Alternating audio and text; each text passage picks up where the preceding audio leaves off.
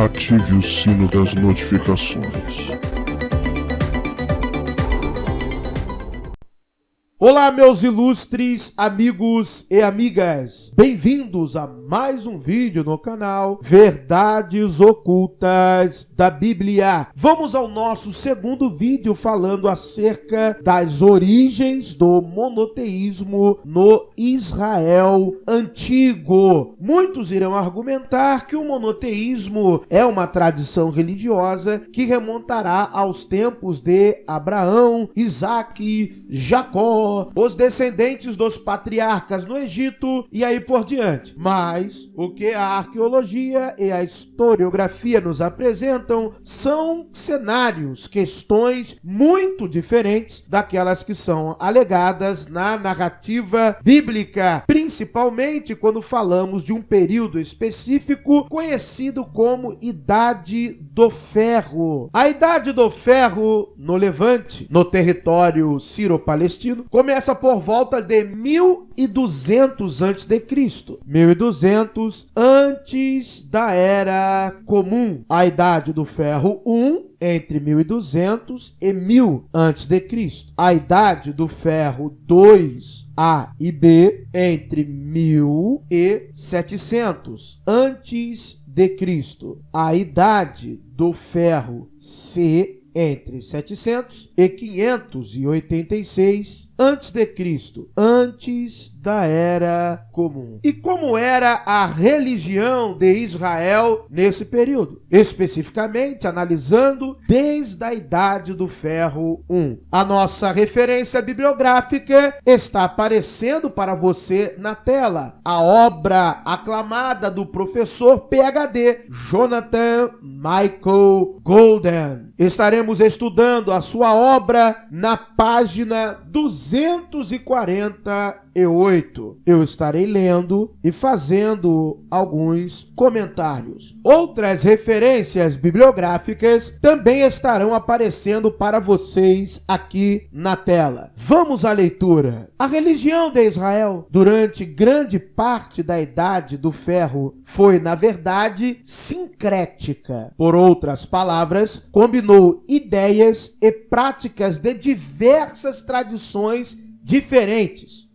E isto é verdade, até mesmo para a religião oficial. Lembrando que nós já estudamos em vídeos anteriores, inclusive no vídeo anterior, que haviam dois tipos principais de religião, de cultos, que aparentemente eram praticados. Não havia um único culto. E no mínimo nós podemos identificar dois. O culto oficial da monarquia, dos sacerdotes, e o culto que de fato era praticado pelo povo. Asherá não foi a única divindade cananeia a manter algum reconhecimento na religião israelita. Por exemplo, no norte havia o diteísmo, onde Yud-He, Vav-He e Baal eram justapostos. O nome Elohim, às vezes usado para designar o Deus israelita, certamente ecoa o nome El. Na verdade, a palavra Elohim é, na verdade, uma forma plural da palavra El, refletindo a ideia de que todos os deuses foram subsumidos por um. Você irá me perguntar o que significa isso, professor? Subsumido. Subsumido significa integrado, admitido. Ou seja, todas estas divindades, quando olhadas sobre a ótica do vocábulo Elohim, eram entendidas de maneira integral como uma só. Vemos o exemplo no Salmo 82, em que fala do conselho dos deuses, do conselho do panteão, que vai falar de Elohim. O fato de outros deuses terem sido reconhecidos, senão adorados, levanta questões sobre as origens do javismo. Por exemplo, essa divindade foi originalmente concebida como um deus solitário ou começou como um entre alguns, superando com o tempo os outros. A referência mais antiga conhecida a Yud-He, Vav-He está na Estela de Mesha, onde Yud-Heh-Vav-Heh é chamado de o Deus israelita. Por que o professor Jonathan Michael Golden não considerou a inscrição de Soleb como a menção mais antiga ao tetragrama? É muito simples de responder, porque na inscrição de Soleb, Yud-Heh-Vav-Heh não é a designação de uma divindade. Muito pelo contrário. É como se nomenclatura o chaço de onde eles vieram ou caracterizando-os como um estereótipo. Já como divindade, aí sim nós encontramos na estela de Mecha. Então eu já vou falar algo aqui para vocês. Quando um fundamentalista religioso, aqueles arqueólogos que adoram mentir, você conhece, eles vão até em podcasts, quando falar que na inscrição de Soleb está falando do tetragrama como uma divindade, ele está mentindo na sua cara, está te enrolando descaradamente.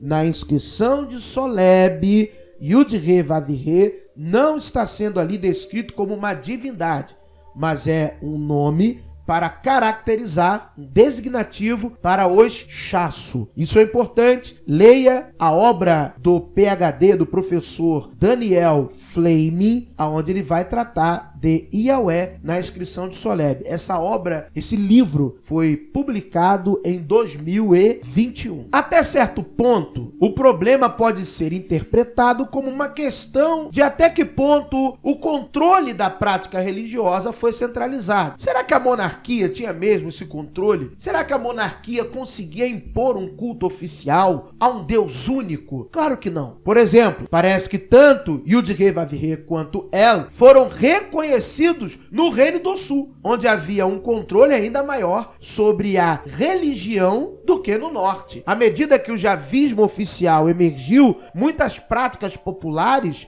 como o culto dos mortos e a crença em presságios, bem como a adoração de Asherá, foram atacadas pelas autoridades centrais, pelo menos de acordo com a história deuteronomista. É possível que muitas pessoas tenham desconsiderado certas reformas javistas, como o culto obrigatório apenas em Jerusalém. Aliás, esse negócio de culto central em Jerusalém é uma balela narrativa da própria redação, porque já tem vários santuários escavados de vários períodos diferentes da história de Israel, inclusive de quando se constrói a narrativa do monoteísmo. Então, nem adianta, porque estavam lá e eram templos ativos. Também é possível que muitos dos plebeus, mesmo que devotados a Yahweh, não tenham percebido o mal em manter a imagem de Asherá ou da árvore sagrada em conjunto com Yud-Heh-Vav-Heh, apesar das dúvidas dos reformistas.